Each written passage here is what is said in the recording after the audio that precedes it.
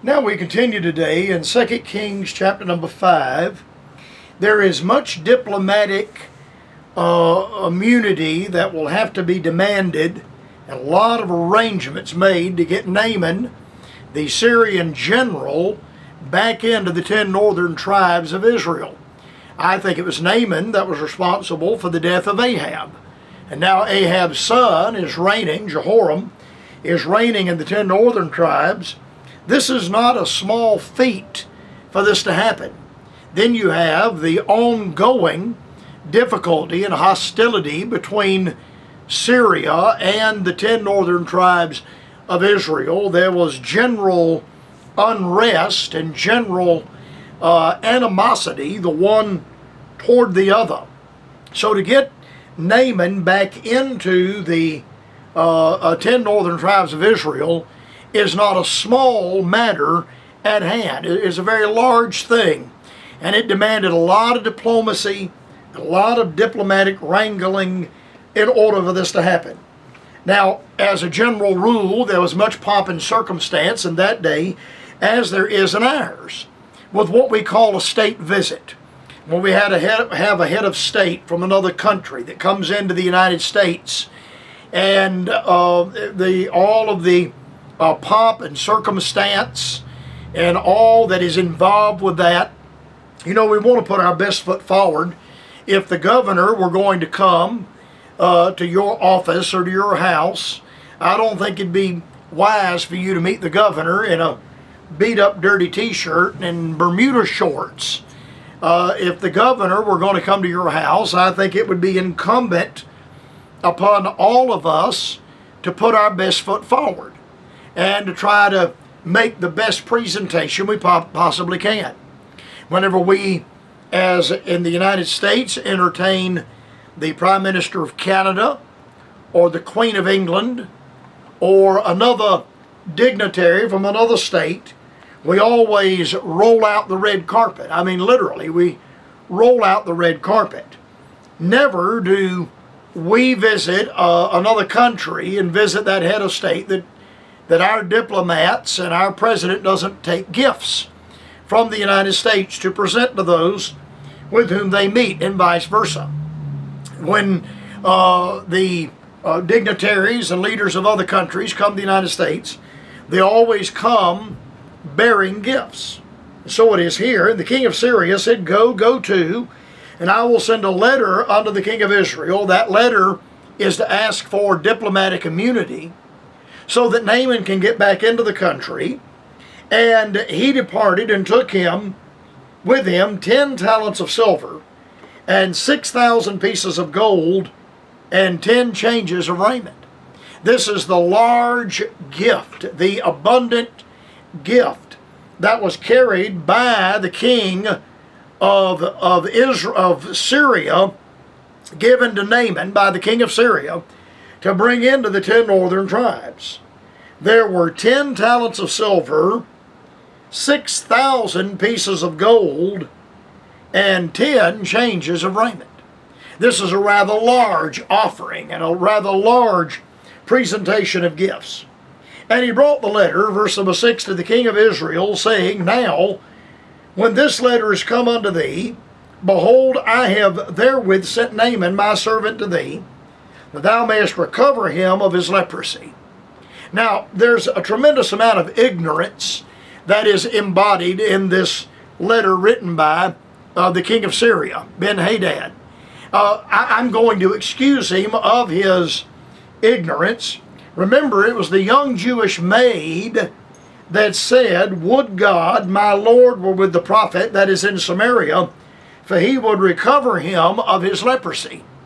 And that news was spread back to the king of Syria in what we would call hearsay.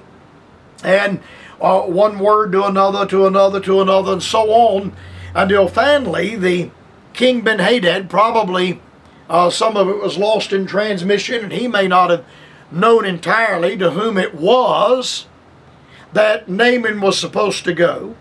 Perhaps he assumed that he would send him to the king of Syria, and the king of Syria had some medical formula or some medical potion that he could give to Naaman and recover Naaman of his disease. Perhaps he thought it was some kind of a medical transfusion, a blood transfusion, or some kind of a medical performance that could be given to the man Naaman.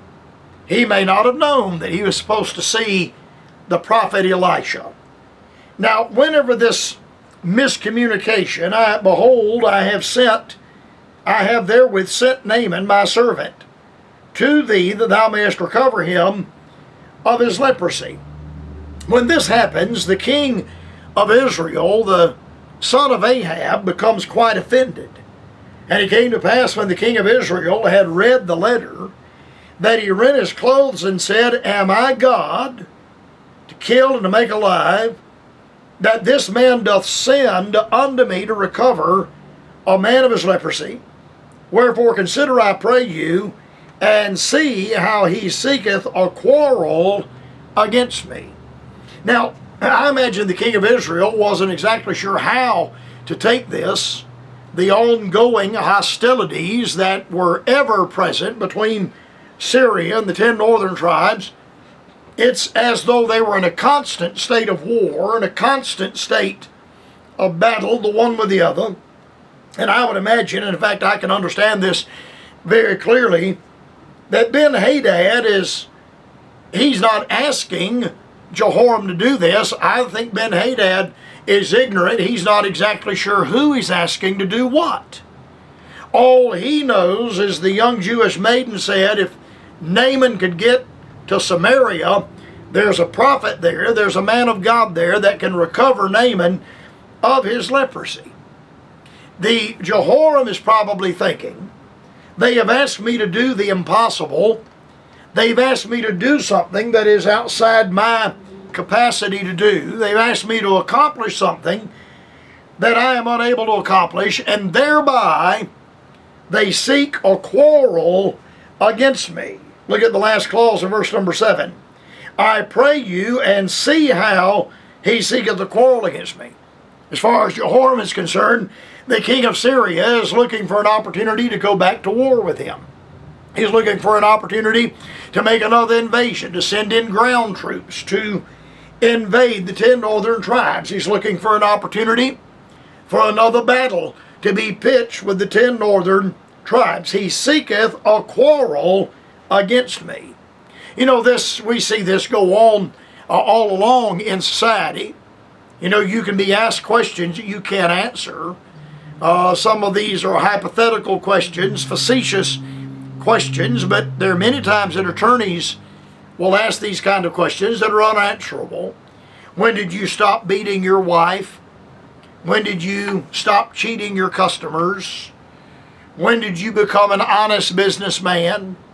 Things of that nature are almost impossible to answer, and the man asking those questions would be understood to be seeking a quarrel against the man to whom he's making the inquiry.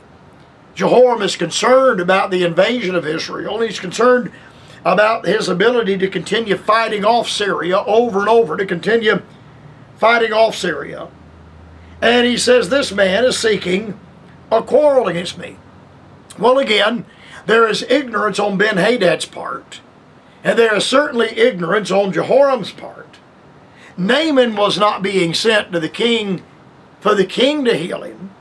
Rather, they're asking for diplomatic immunity so that Naaman can get to the prophet Elisha, and the prophet Elisha can heal Naaman of his sickness. In verse number 8, and it was so, when Elisha, the man of God, had heard that the king of Israel had rent his clothes, that he sent to the king, saying, Wherefore hast thou rent thy clothes? Let him come now to me, and he shall know that there is a prophet in Israel. Now, as we see this passage unfold, we're going to find out later that the prophet Naaman says, Behold, I know that there is a God in Israel. But at the outset, Elisha says, Send Naaman to me, and he shall know that there is a prophet in Israel.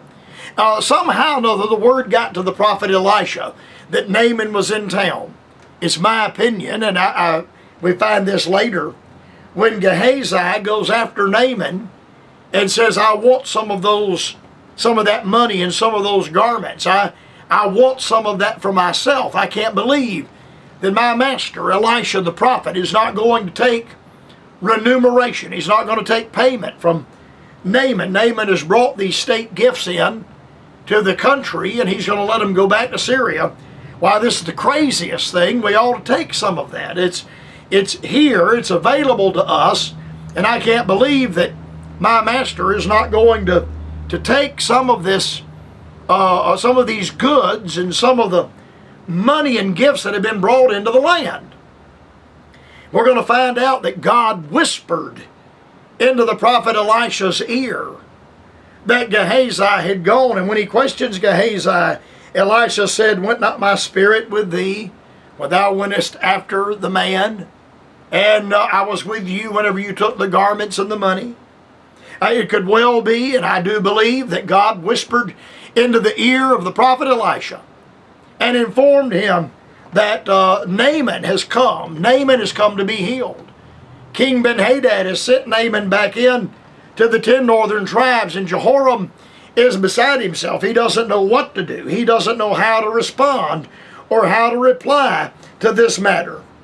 And it was so when Elisha, the man of God, had heard that the king of Israel had rent his clothes, whether God whispered in his ear or a messenger brought word to him, I don't know, but it really doesn't matter at this point, that the king of Israel had rent his clothes, that he sent to the king, saying, Wherefore, as thou rent thy clothes, let him come now to me, and he shall know that there is a prophet in Israel. He will know when he comes to me, I will heal him of this disease, and he'll know that there is a prophet in Israel.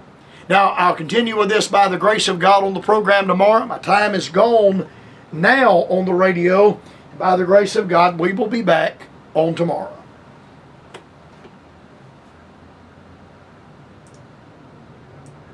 At thebrightspothour.com. Write Dr. Carver at Post Office Box 4,